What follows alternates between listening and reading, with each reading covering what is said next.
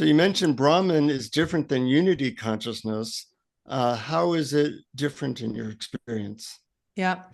So Brahman, to me, when I experienced the Brahman, then I knew this was the real liberation. So first I thought unity consciousness is liberation because you kind of, you know, you're everything that exists and you're liberated from the ego and the small self.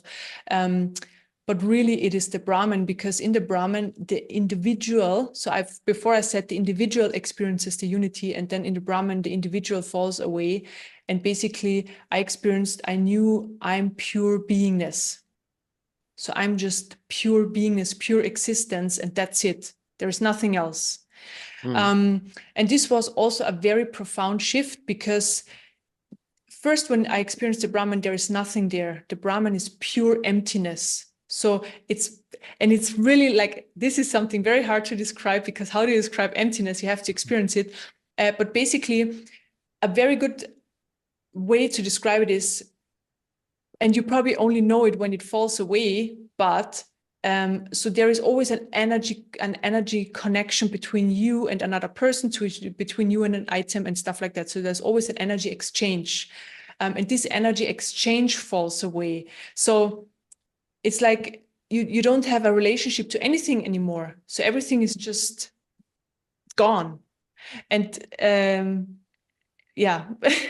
it's I can share the words, but it's probably hard to understand. And very, so I can just share different experiences of the Brahman so that you get an understanding. For example, Brahman is outside of creation. So you basically walk through your day and you look into creation. And what does it exactly mean? So creation, everything is created just in front of your face when you look at it. And when you look away from it, it's gone. It just collapses. It's dark, you know? So you look away, it's gone.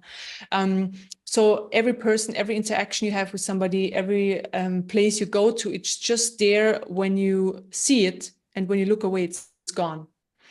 And a good way to describe it, for example, is it's like a movie screen, and it's far in the distance, and you look at the movie screen, and everything between you and the movie screen is 3D. It's a 3D movie screen, but there's nothing behind this movie screen. So there's nothing there. Yeah. So it's hard to describe. And also what's very interesting in the Brahman, because there's nothing there, it's empty, like all the human emotions fell away.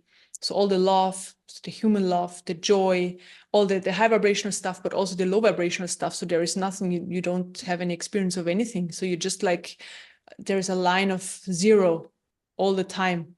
That's it. Like you just experience zero. You don't experience any highs, but also no lows. Yeah, and then we call it Para Brahman. Those emotions are coming back, but just in a different way, because there is no individual experiencing them anymore. There is love coming back, but this is then really the unconditional love. Then also there's joy coming back, but it's the joy of existence. It's not the same as it was before. So it's so it's very, very different. The experience of life gets very different, of yourself is very different. But fascinating to me that we are able to experience this in one human lifetime. Like, to me, it's just so fascinating, you know. Yeah, it's awesome.